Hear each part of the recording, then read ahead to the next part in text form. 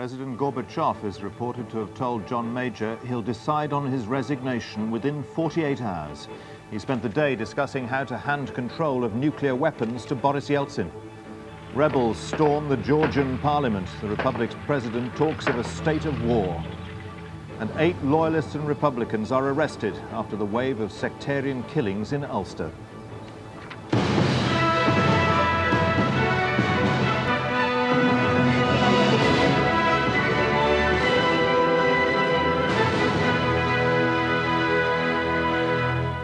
Good evening. President Gorbachev spoke to John Major on the phone tonight and, according to agency reports in Moscow, told him he'd make an announcement about his resignation in the next 2 days.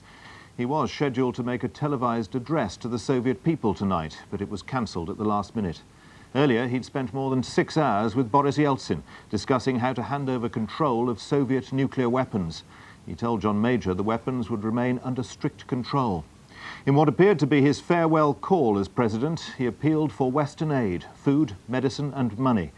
The Prime Minister told him that Britain now regarded Russia as having the international rights and obligations of the old Soviet Union, a position taken by the European community as a whole this afternoon. Mr. Major said President Gorbachev and his wife had a special place in the hearts of the British people.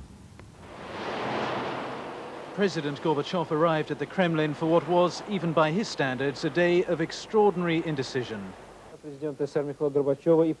First, the evening news program here reported that Mr. Gorbachev would go on television tonight, and inevitably the speculation was that he had announced his long-awaited resignation. But in fact, all that was shown on the screen was a picture of his empty chair. The president had cancelled his appearance without explanation. If he had intended to quit tonight, it seems he suddenly changed his mind.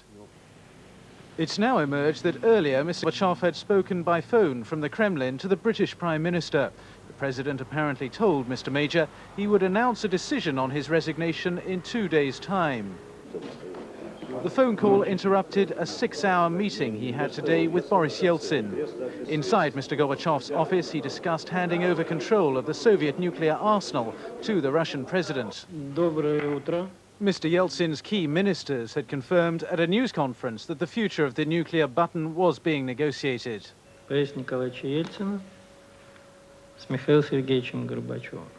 Yeltsin and Gorbachev are meeting now, said the Russian Deputy Prime Minister Gennady Babulis. They're clearing up the technical details. For several months, Mikhail Gorbachev has seen power seeping away from him. But now, in an interview with Italian radio, he's made clear the bitterness he feels about Boris Yeltsin. He and his followers have, says President Gorbachev, poisoned the atmosphere and humiliated me. The president accuses Mr. Yeltsin of undemocratic behavior. Is it not indicative, he says, that the new personalities do not answer to anyone? Is this not